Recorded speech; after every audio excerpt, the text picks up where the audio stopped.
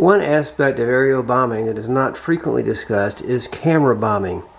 It was felt that camera bombing provided an excellent training aid for the bombardiers and was even superior to dropping practice bombs in determining the accuracy of the bombardiers' work.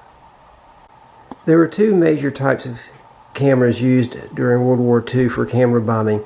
For low and medium altitudes, the IMO type A4 bomb spotting camera was used.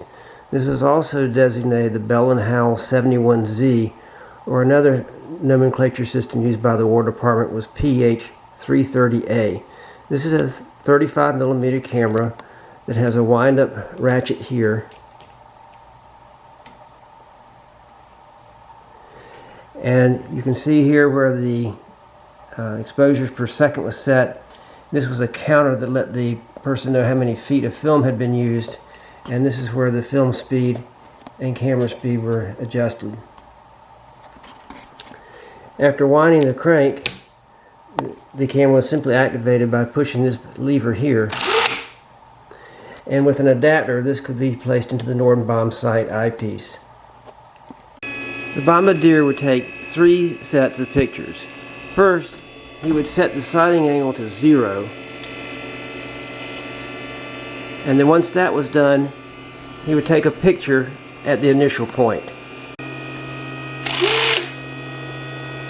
Having done that, he would then begin his bomb run as normal. His second picture would be taken at bomb release,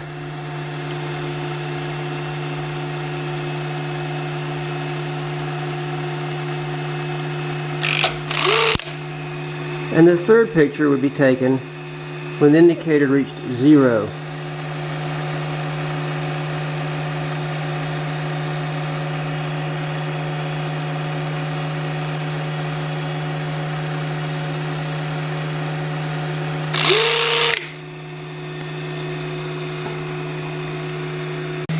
For high altitude bombing, the B7 camera intervalometer was used, along with a K22 or K24 aerial camera.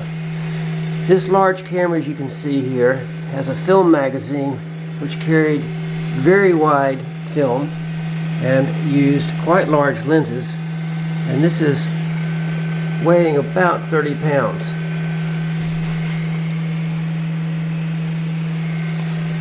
The intervalometer could be tied into the Norden bomb sight, and when the bomb release mechanism was engaged, this would trigger the intervalometer. The time of fall would be set here.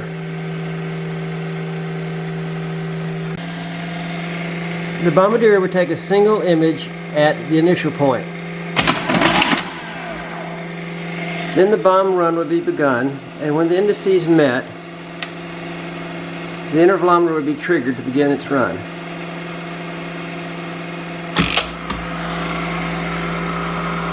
This would run through its time of fall, and generally 2 exposures would be taken. One just before the bombs were supposed to strike, and the other just after the bombs were to strike.